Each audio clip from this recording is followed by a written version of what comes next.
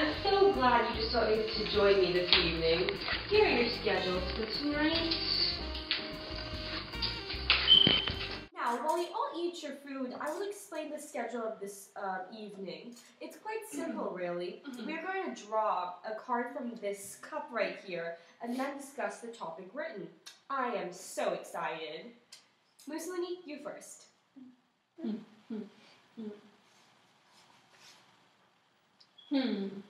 Marxism. I hate No, Marxism. Marxism. Freaking Marxism. I hate No. it. Okay. Let's move on to the next card. Stalin, you pick. Anti-Semitism. I hate Jews.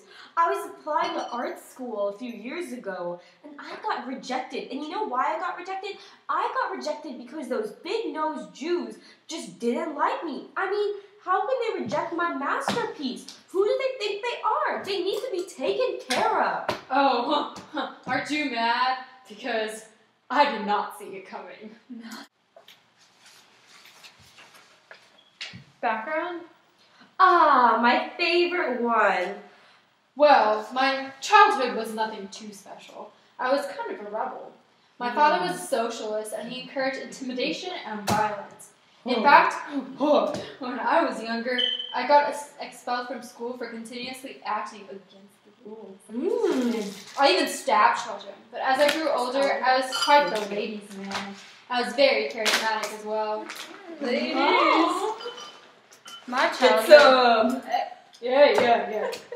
my childhood is nothing too interesting. I mean, my mother was quite protective over me, Oh, like thanks. you, Mussolini. I'm sorry. I was expelled from school as well. It is so unfortunate.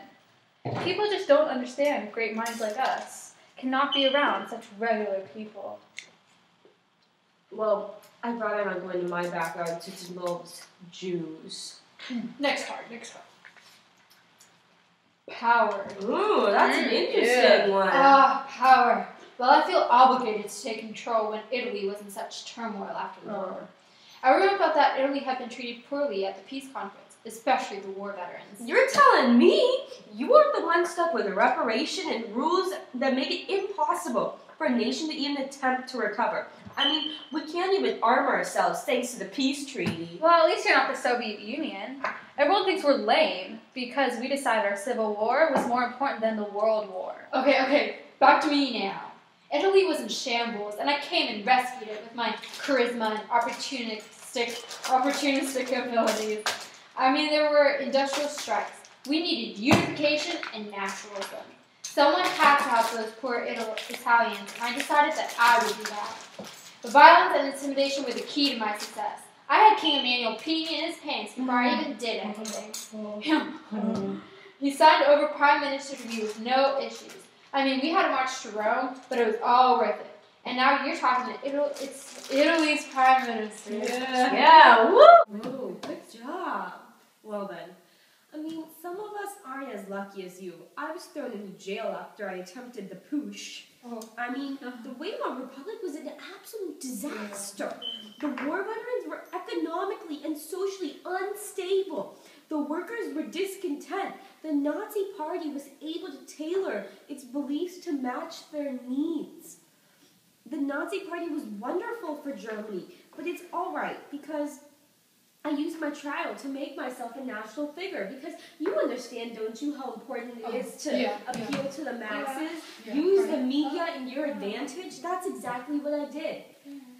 I mean, even though I was in handcuffs, I used it to my advantage. Now, everyone knows me, and while I was in jail, it was rather enlightening. I mean, I was able to write my masterpiece, Mein Kampf, as I've shown you guys. Furthermore, I realized two things. The first is that I was made to be a leader. I mean, screw artists. I don't need to be an artist. I was born a leader. I am a great man, and I will do great things for this world.